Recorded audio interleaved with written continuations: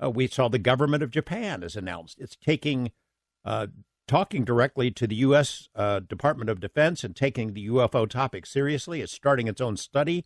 It's inviting people to send in photos to be analyzed. That is a fairly big deal. Again, it's just a little blip on the radar screen in 2020. How Japan came clean on its interest in UFOs. Our friend Giuliano put that together. We're talking with Ryan Robbins, UFO Jesus, about a variety of UFO issues, including the possibility of UAP disclosure. In the next segment, we're going to get into some of these breaking news stories about the Japanese government's statements about UFOs and a lot more to come. Another story, one that we posted on the Coast to Coast NAPS News site tonight.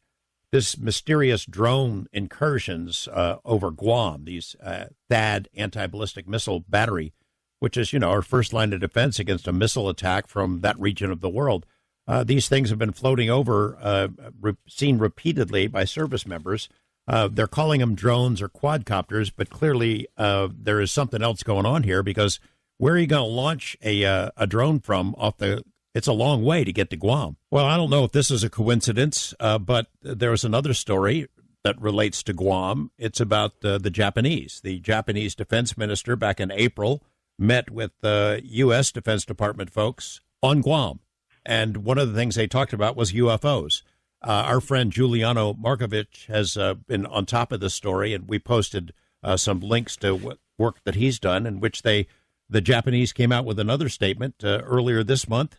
Their defense minister talked about UFOs again, says the Japanese are studying these things. And, we haven't seen a whole lot of statements out of Japan for decades about UFOs. What do you make of that one?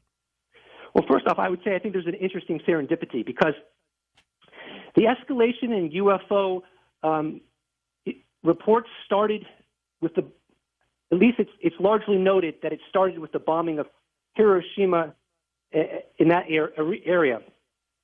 And I just find it like serendipitous that once the UAP task force gets stood up, at least publicly, the first nation to seemingly be influenced by it is Japan, a nation that was involved in one way, shape, or form in the uptick of UFO sightings. So I think that's kind of funny. But I think that I think this is natural. I think that it's natural for governments to be concerned about UAP.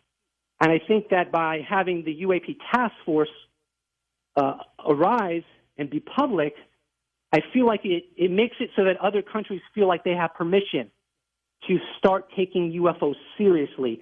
Because this 70-year period where countries did not take UFOs seriously kind of went against human nature in some respect. I mean, what military in their right mind would not be concerned about incursions into restricted airspace and not knowing who's behind the wheel, what their agenda is? So I feel like the Japanese government is like, that makes sense, so we're going to do that too. So I think that's really what it comes down to.